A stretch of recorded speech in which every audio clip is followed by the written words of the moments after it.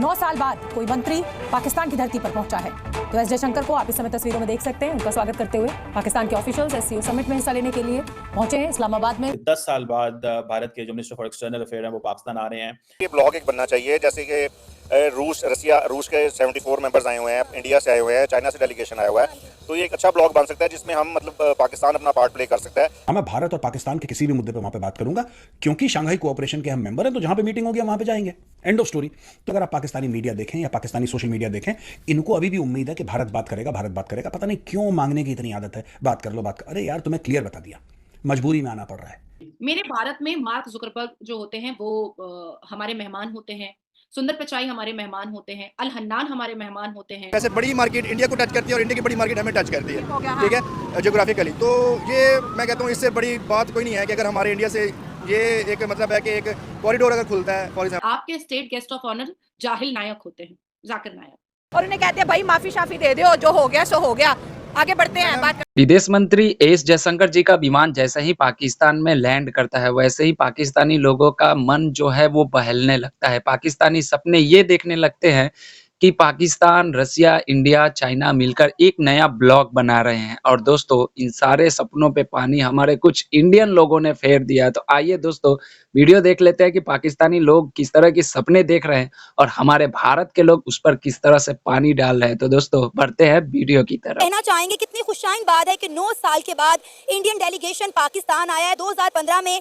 सुषमा स्वराज आई थी, उनके बाद अब इंडिया के foreign minister doctor S Jaishankar जो हैं 9 साल के बाद 4 रुकनी वफ्द को लेकर पाकिस्तान पहुंचे हैं। और इंडिया के foreign minister doctor S Jaishankar का ये पहला पाकिस्तान का विजिट है।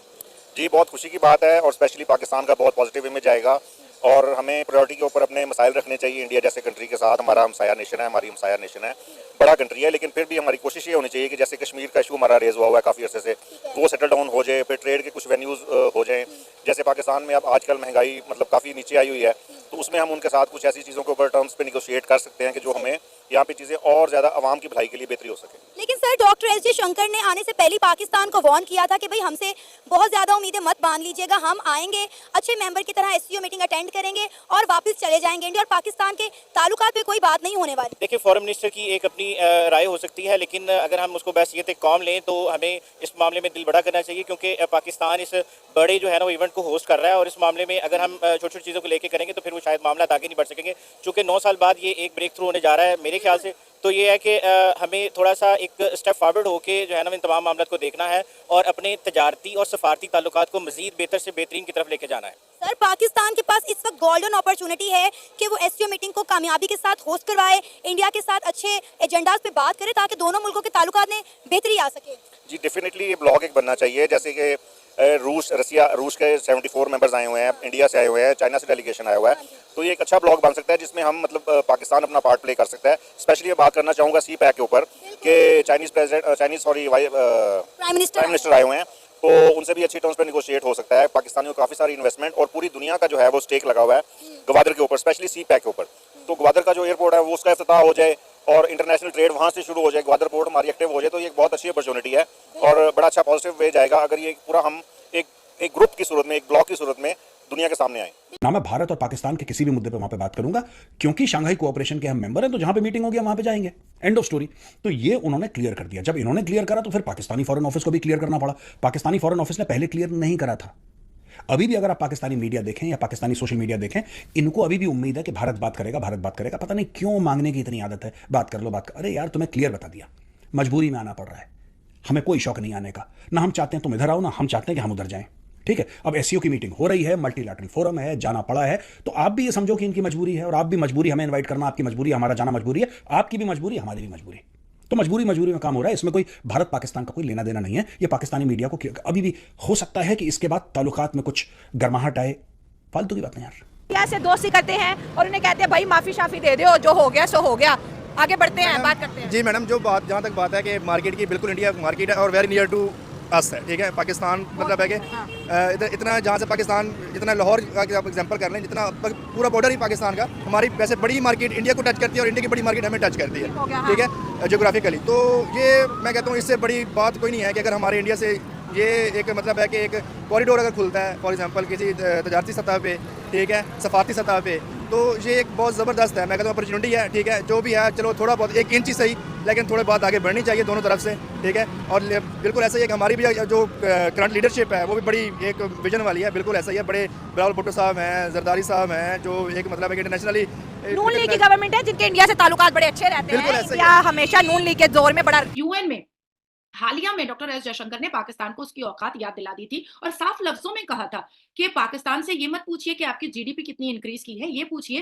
कि आपके यहाँ रेडिकलाइजेशन कितना इंक्रीज हुआ है और टेररिज्म ऑर्गेनाइजेशन कितना इंक्रीज हुआ है। एंड देखिए बाय डिफॉल्ट शोएब, ये आपके लिए बहुत दुर्भाग्य की बात है, लेकिन मुझे बोलना ही पड़ेगा कि आपके यहाँ रेडिकलाइजेशन और टेररिज्म इंक्रीज हुआ है। ये डॉक्टर एस जयशंकर ने 1 महीना पहले बोला, लेकिन अभी जाकिर नायक के क्या आपकी मेहमान नवाजी और उसकी शब्दावली से और उसके बनाए हुए सारे गटर और फैलाए हुए कूड़े करकट से, उसकी जुबान से निकले हुए कीचड़ से ये तो समझ में आ चुका है कि भाई वो तो इस्लाम को पूरा बदनाम करने के चक्कर में लगा हुआ है पाकिस्तान में जाकर के। तो मुझे ऐसा लगता है कि एससीओ की मीटिंग, और मैं इस बात को बहुत जिम्मेदारी से कह रही हूँ कि this is just an formality, वो वहां जाएंगे, उस एससीओ की समिट को वो अटेंड करेंगे, वहां पर ना ही कोई बायलैटरल की बात होगी पाकिस्तान के साथ, ना ही कोई ट्रीटी की बात होगी पाकिस्तान के साथ, और ना ही कोई किसी अच्छे रिलेशन की बात होगी पाकिस्तान के साथ। ये आप बिल्कुल लिख करके रख लीजिए कि नाजिया इलाही खान ने बिल्कुल सही बात आपसे कही।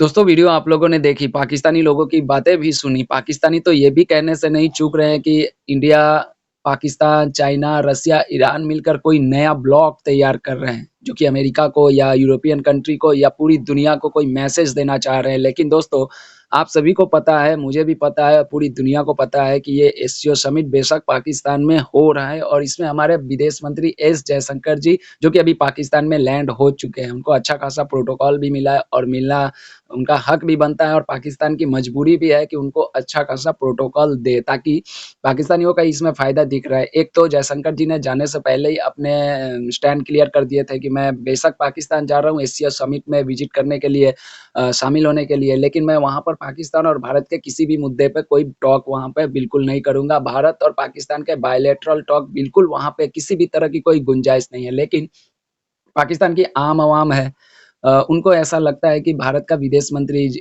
जब पाकिस्तान आ रहे हैं तो ज़रूर भारत और पाकिस्तान के बीच में कुछ न कुछ रिश्तों की सुधार आएगी और बरसों से बंद पड़े ट्रेड पाकिस्तान और भारत का वो फिर से शायद खुलेगी और पाकिस्तान का जो गरीबी है, पाकिस्तान में जो अभी जिस तरह की लाचारी चल रही है, पाकिस्तान दिन प्रतिदिन नीचे जा रहा है, वो पाकिस्तान के हालात में कुछ न कुछ सुधार आएगा। तो इस पर आप लोगों ने मेजर गौरव आर्या सर की बातें भी सुनी। मेजर गौरव आर्या सर ने भी डायरेक्ट बोल दिया कि बस वो अच्छे बच्चे की तरह जाएँगे, एससीओ समिट को विजिट करेंगे, अपनी हाज़िरी लगाएँगे और चुपचाप अपने प्लेन में बैठ के वापस भारत आ जाएँगे। बस यही उनका काम है। पाकिस्तान अगर ये सोच रहा है कि नहीं वहाँ पर जाने के बाद में कुछ पाकिस्तान को फ़ायदा होगा, फ्यूचर में अगर आप लोग अगर सही रास्ते पे रहोगे तो बिल्कुल आप लोगों को फ़ायदा होगा। नाज़िया इलाही खान ने भी बोल दिया है। नाज़िया इलाही खान की भी बातें आप लोगों ने सुनी और कुछ पाकिस्तानी तो ऐसे हैं जो कि उनको ऐसा लगता है कि कुछ नया होने वाला है। तो अब आगे देखते हैं कि क्या नया होने वाला है। मुझे भी ऐसा ही लगता है कि बस ये एक फ़ॉर्मेलिटी है जो कि हमारे जयशंकर जी गए हैं उसको पूरा करके। क्यों? क्योंकि देखिए भारत और रसिया के बीच में बहुत अच्छे संपर्क है। भारत और ईरान के बीच में बहुत अच्छे संपर्क है। तो इन 2 देशों को भारत बिल्कुल मना नहीं कर सकता है। बेशक चाइना और भारत के बीच में कोई अच्छा रिलेशन नहीं है, लेकिन इन 2 ईरान और रसिया भारत के लिए बहुत ही इम्पोर्टेंट है। क्यों? क्योंकि ईरान के पास में चाबहार पोर्ट है, जो कि भारत उसको इस्तेमाल करता है। भारत ने वहाँ पर इन्वेस्टमेंट की है और भारत का सारा ट्रेड चाबहार पोर्ट और अफ़गानिस्तान होते हुए, तुर्कमेनिस्तान होते हुए रसिया तक एक कॉरिडोर बन रहा है। उसको लेकर भारत इन 2 देशों का मन रखने के लिए पाकिस्तान में विजिट किया। अन्यथा आप देखोगे तो पाकिस्तान में जब सार्क सम्मेलन होने वाला था तो उसको बायकॉट कर दिया गया, जो कि सार्क सम्मेलन वहाँ से कैंसल हो गया। उसके बाद आज तक कभी भी किसी भी देश में सार्क सम्मेलन का कोई ज़िक्र ही नहीं होता है। तो ये तो ख़ैर एससीओ समिट था। बस आप लोग भी समझदार हैं, मैं भी समझदार हूँ। इंडिया क्यों पाकिस्तान गया है और हमारे एस जयशंकर जी क्यों पाकिस्तान गए, ये सभी लोग जानते हैं। दोस्तों क्या कहिएगा पाकिस्तानियों के जो एक मन में जो आशा जगी है कि भारत आया है तो ज़रूर हमारा फ़ायदा होगा। तो इसमें फ़ायदा किसका होगा, किसका नुकसान होगा, ये ज़रूर कमेंट करके बताइएगा। मिलता है किसी नेक्स्ट वीडियो में, तब तक के लिए दोस्तों जय हिंद।